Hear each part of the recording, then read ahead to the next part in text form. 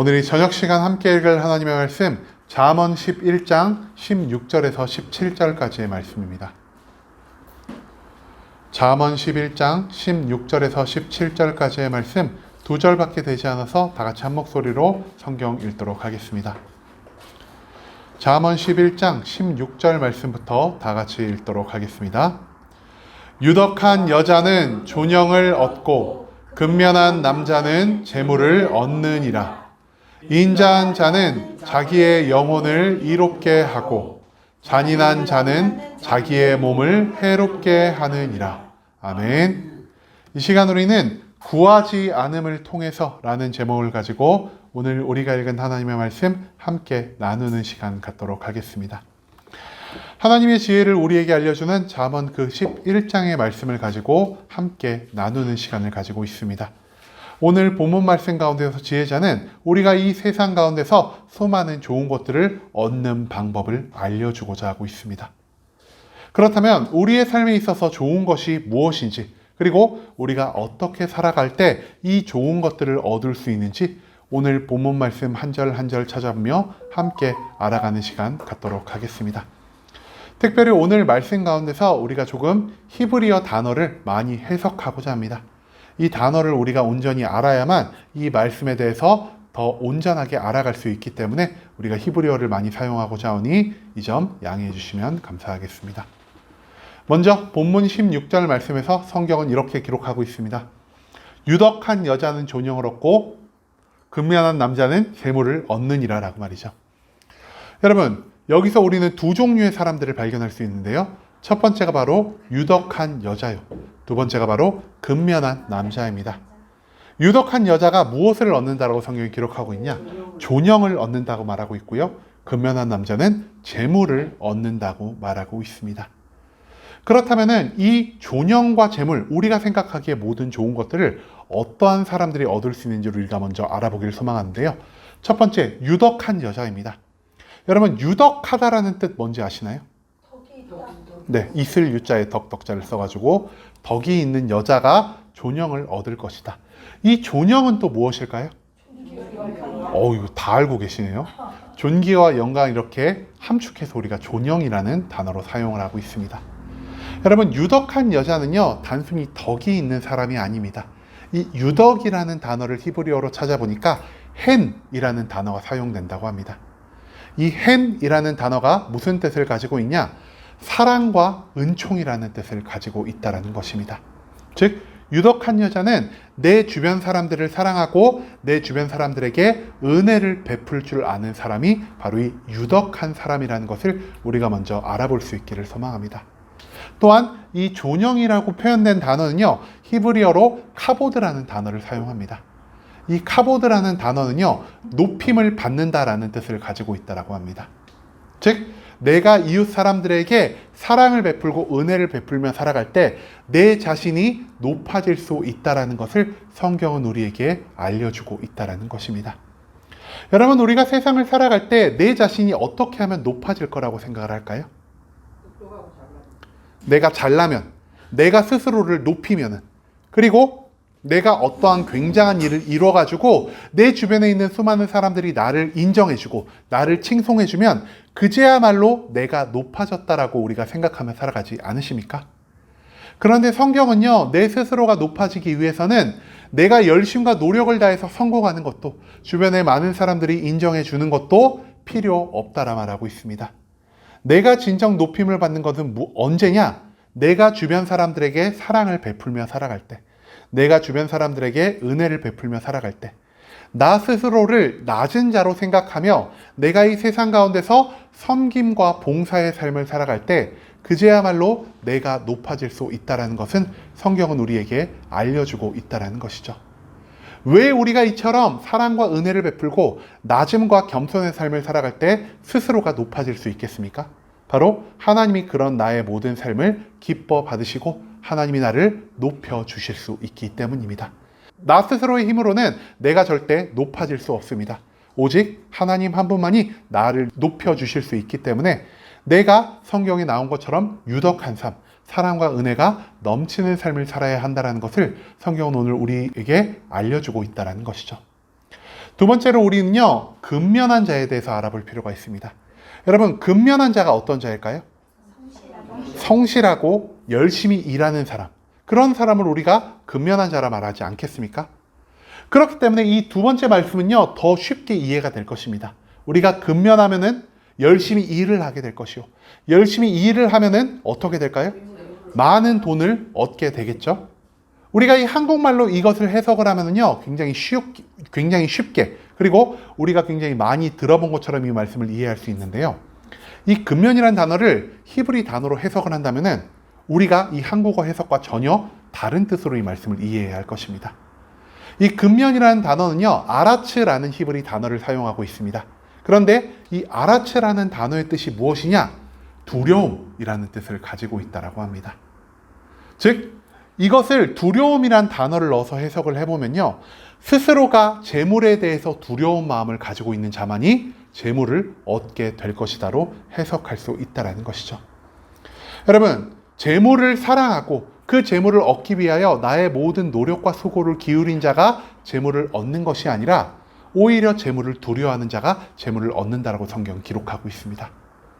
왜 이 근면한 사람은 재물을 두려워할 수밖에 없을까요? 이 재물이 나의 삶을 휘두를 수 있기 때문입니다. 재물은 나의 삶에 있어서 도구가 되어야 합니다. 어떤 도구가 되어야 하냐? 이 재물을 통해 하나님의 나라와 하나님의 의를 이루는 도구로서 내가 재물을 다뤄야 하지만, 우리가 재물을 얻기 위하여 나의 모든 삶을 바치는 순간 오히려 내가 재물의 도구가 되어서 재물로 인하여 흔들리고 결국 재물로 인하여 내가 멸망할 수 있게 된다는 것을 이 잠언을 기록한 지혜자는 온전히 깨달았던 것 같습니다. 그렇기 때문에 지혜자는 말합니다. 근면한 사람, 재물을 두려워하고 오히려 내가 재물에 휘둘리지 않도록 걱정하고 근심하는 자만이 더욱더 많은 재물을 얻을 수 있다라고 말이죠. 내가 열심히 일해서 내가 재물을 얻기 위해서 노력할 때 재물이 나의 삶 가운데 다가오는 것이 아니라 내가 재물을 하나님 나라와 하나님의 의를 이루기 위한 수단으로서만 대할 때, 그리고 내가 재물에 휘둘릴 수도 있다는 것을 깨닫고 내가 재물을 두려워하며 나아갈 때 오히려 하나님께서 재물을 감당할 만한 준비가 된 나를 통하여 수많은 것들을 허락해 주신다는 것, 그것을 지금 잠언 16절의 말씀은 우리에게 알려주고 있다는 것입니다. 그 다음 17절 말씀에서 성경은 이렇게 기록합니다. 인자한 자는 자기의 영혼을 이롭게 하고 잔인한 자는 자기의 몸을 해롭게 하느니라 라고 말이죠. 16절과 마찬가지로 17절에서도요, 두 가지 종류의 사람이 등장합니다. 첫 번째가 인자한 자고요, 두 번째가 잔인한 자입니다. 서로 완전히 상반된 자의 삶을 표현을 하면서요, 인자한 자는 영혼을 이롭게 할 것이요, 잔인한 자는 나의 육신의 몸을 해롭게 할 것이라는 것을 성경은 우리에게 알려주고 있다는 것입니다. 그렇다면 인자한 자는 누구일까요? 이 인자라는 단어는요, 성경에서 헤세드라는 히브리어로 표현되고 있습니다. 그리고 이 헤세드라는 히브리어가요, 성경에서 굉장히 많이 자주 사용되는 단어라는 사실을 우리가 또한 기억할 수 있기를 소망합니다. 여러분, 이 헤세드라는 뜻은 무엇일까요? 헤세드, 내가 타인을 사랑하며 타인을 위해 나의 것을 희생하고 헌신할 수 있는 그러한 삶을 우리가 헤세드의 삶이라고 표현하고 있습니다. 이 헤세드의 삶을 신약의 말을 빌어서 표현한다면 무엇이 될까요? 바로 이웃 사랑의 삶이 될 것입니다. 내가 나의 것을 남을 위해서 희생하고 헌신할 수 있을 때, 내가 나의 가진 것을 남을 위해서 사용할 수 있을 때 우리는 이 인자의 삶, 헤세드의 삶을 살아갈 수 있다는 것이죠. 그런데 우리가 남을 위해서 나의 가진 것을 사용하는 삶이 쉬운 삶일까요? 절대로 쉬운 삶이 아닙니다. 왜냐? 내가 번 재물들, 내가 여태껏 얻기 위해 노력한 무언가를 우리는 나 자신만을 위해서 사용하고 싶어 하기 때문입니다.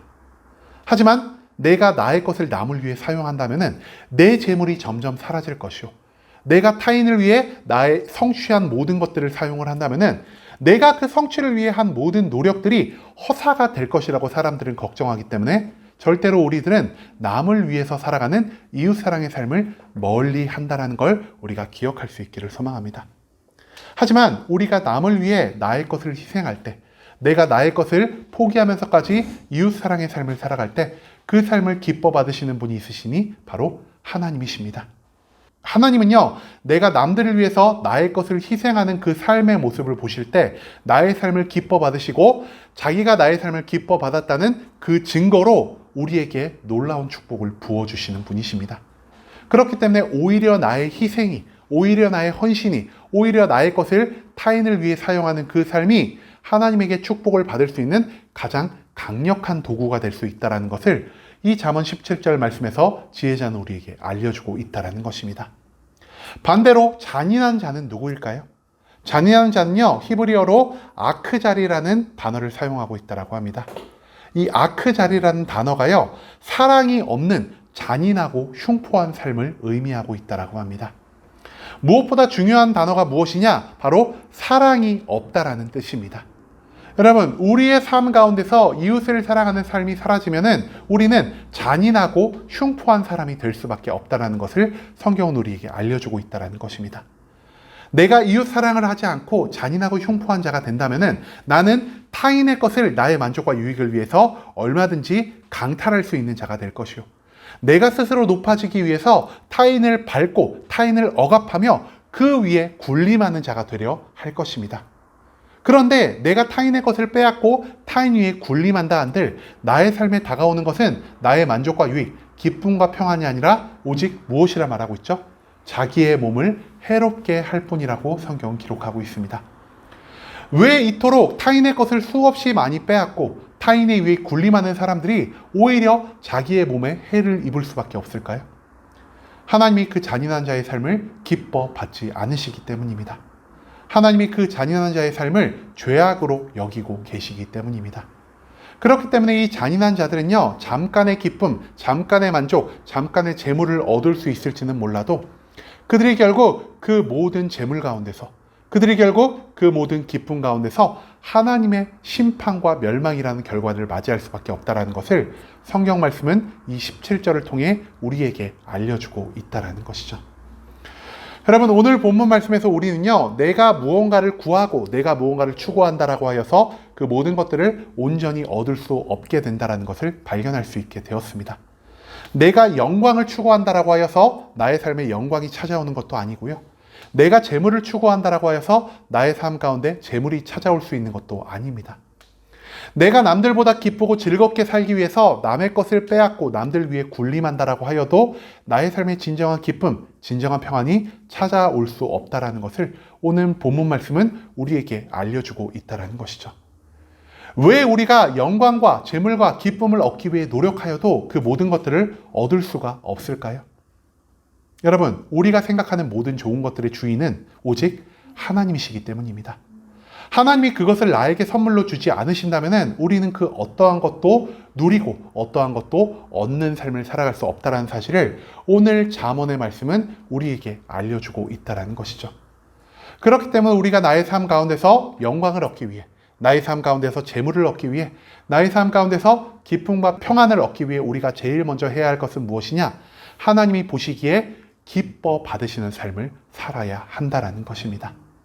앞서서 우리가 말씀드렸죠. 하나님이 기뻐 받으시는 삶, 어떤 삶인지, 내가 이웃을 사랑하고 이웃에게 은혜를 베풀며 내가 낮아짐으로 타인을 섬기고 헌신하는 삶을 살아가는 것을 하나님은 기뻐 받으십니다. 하나님은 내가 재물을 목표로 두고 살아가는 것을 원치 않으시고 재물을 수단으로 삼아서 하나님의 나라와 하나님의 의를 위해서 이 재물을 모든 것을 사용하는 것을 기뻐 받으십니다.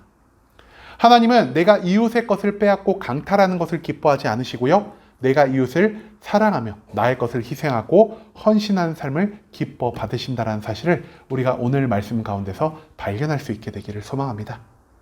내가 타인을 위해서 헌신하고 내가 재물을 두려워하며 내가 오히려 이웃을 위해서 나의 것을 희생하는 삶을 살아갈 때 하나님은 나에게 자기가 가지신 모든 좋은 것들을 선물로 줄 수 있는 분이라는 사실을 우리는 이 성경 말씀을 통해서 발견할 수가 있게 될 것입니다.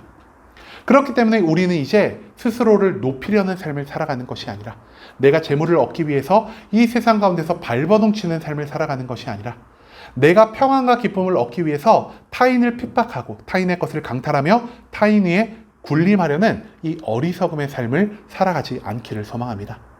내가 아무리 노력하고 힘써도요, 하나님이 그것을 나에게 주고자 하시는 마음이 없으시다면 나는 아무런 영광도, 나는 아무런 재물도, 나는 아무런 기쁨과 평안도 누리지 못하고 살아간다는 사실을 우리가 오늘 말씀 가운데서 발견해야만 한다는 것이죠. 오히려 내가 재물에서 멀어지면 멀어질수록, 오히려 내가 스스로를 높이려는 삶에서 멀어지면 멀어질수록, 나의 힘과 능력으로 기쁨과 평안을 얻으려는 삶에서 멀어지면 멀어질수록 오히려 하나님은 그런 우리의 삶을 기뻐 받으실 것이고요. 우리의 삶을 기뻐 받으시는 증거로 우리의 삶 가운데 하나님이 가지신 모든 좋은 것들을 허락해 주신다는 것을 오늘 잠언 말씀은 우리에게 알려주고 있습니다. 내가 영광을 포기하면 나에게 영광이 찾아올 것이요.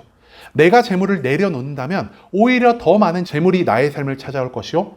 내가 스스로를 기뻐하고 평안의 삶에서 멀어지려고 노력을 한다면 오히려 그 기쁨과 평안이 나의 삶 가운데 찾아올 수 있다는 사실을 성경은 우리에게 알려주고 있다는 것입니다.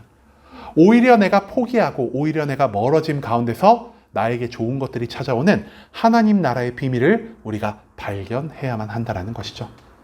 이제는 내가 나의 만족과 유익을 위해, 나의 기쁨을 위해, 나의 영광과 나의 삶에 찾아올 모든 재물을 위해서 스스로 힘쓰고 스스로 애쓰는 이 어리석음의 삶에서 온전히 벗어날 수 있기를 소망합니다.